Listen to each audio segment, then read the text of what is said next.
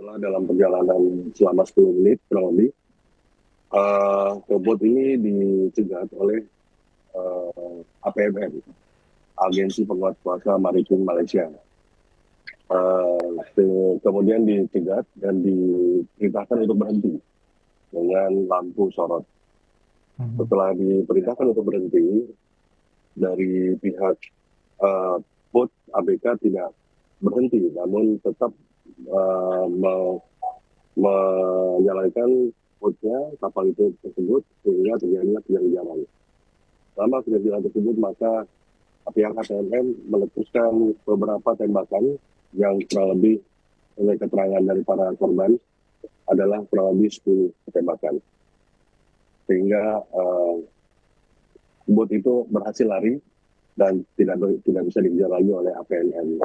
Ini dari fakta-fakta di lapangan pada saat ini masih belum menemukan adanya perlawanan yang dilakukan oleh warga Indonesia. Namun statement resmi dari pihak PWNI dan dari Bapak Duta Besar mungkin bisa disampaikan kembali oleh beliau-beliau.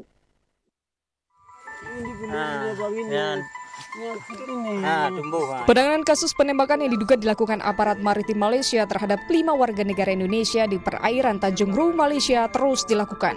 Usai diberikan akses menemui 2 korban selamat, atas Polri di Malaysia, Kombes Juliarman Pasaribu mengungkap, sebelum terjadinya penembakan, para WNI ini menumpang sebuah kapal dari Malaysia hendak menuju Dumai, Riau. Namun, baru 10 menit perjalanan kapal mereka disergap aparat maritim Malaysia. Dari pengakuan korban saat berusaha kabur, kapal justru ditembaki aparat maritim Malaysia. Pemeriksaan kami terhadap para korban diperoleh informasi bahwa para korban hendak berangkat untuk menuju Dubai, membayar sejumlah uang, kurang lebih ada yang 1.500, ada yang 1.200 ringgit kepada seseorang bernama Manu untuk pulang ke Dumai pada tanggal 24 Januari pukul 3 dini hari tersebut. Sebelumnya, Kementerian Luar Negeri melalui Direktur Perlindungan WNI Yuda Nugraha mengungkap, dari pengakuan 2 korban yang selamat menyatakan tidak ada perlawanan dengan senjata tajam dari penumpang WNI terhadap aparat. Kemlu pun mendorong otoritas Malaysia melakukan investigasi menyeluruh atas insiden ini, termasuk kemungkinan penggunaan kekuatan berlebih atau excessive use of force. Sementara Menteri Perlindungan Pekerja Migran Indonesia Abdul Qadir Karding meminta pemerintah Malaysia transparan dalam penyelidikan kasus ini. Saya juga mendorong kepada atas kepolisian yang ada di Malaysia untuk juga mencari informasi, mengumpulkan informasi sebanyak-banyaknya kepada PMI kita yang 26 orang itu.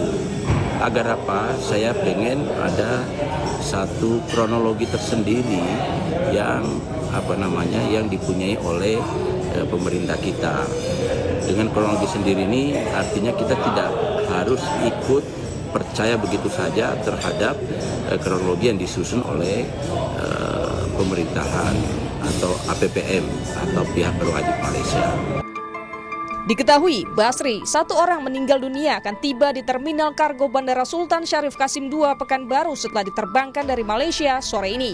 2 korban selamat dalam kondisi stabil, sementara 2 lainnya kritis pasca dilakukan operasi. Tim Liputan, Kompas TV. Saudara, jenazah Basri, korban penembakan di perairan Tanjung Ru, Selangor, Malaysia, rencananya akan diterbangkan ke tanah air pada Rabu sore. Jenazah akan dibawa menggunakan maskapai dari Kuala Lumpur ke Pekanbaru. Informasi selengkapnya kita akan tanyakan kepada jurnalis Kompas TV, ada Muhammad Rizky di Terminal Kargo Bandara Sultan Syarif Kasim II Pekanbaru. Rizky, pukul berapa rencananya jenazah Basri ini akan tiba di tanah air? Baik Jihan dan juga saudara, saat ini kami melaporkan langsung dari Terminal Kargo Bandara Sultan Syarif Kasim II Pekanbaru, Provinsi Riau, di mana saat ini kami masih menunggu kedatangan dari korban penembakan yang terjadi di perairan Tanjung Ru, Selangor, Malaysia, di mana di awal yang sudah dikatakan dari Kepala BP3MI, jenazah akan sampai di Terminal Kargo Bandara Sultan Syarif Kasim II Pekanbaru sekitar pukul 15.30. Namun hingga saat ini kami masih menunggu dan para tim juga masih menunggu kedatangan dari jenazah, yang dimana di sini sudah terlihat bahwa banyak sekali yang sudah menunggu kedatangan jenazah yang dimana jenazah juga dibawa dari Malaysia ke Pekanbaru dengan menggunakan maskapai AirAsia AK429 Kuala Lumpur Pekanbaru. Dan di sini terlihat bahwasannya kemungkinan akan ada perjalanan yang cukup panjang masih dalam perjalanan jenazah. Namun hingga saat ini sesampainya jenazah di Terminal Kargo Bandara Sultan Syarif Kasim II Pekanbaru nantinya akan langsung diantarkan ke kampung halaman jenazah yaitu di Rupat, Kabupaten Bengkalis, Provinsi Riau. Demikian Jihan. Ya, Rizky, sesampainya nanti di tanah air, kapan rencananya jenazah korban akan dimakamkan oleh pihak keluarga?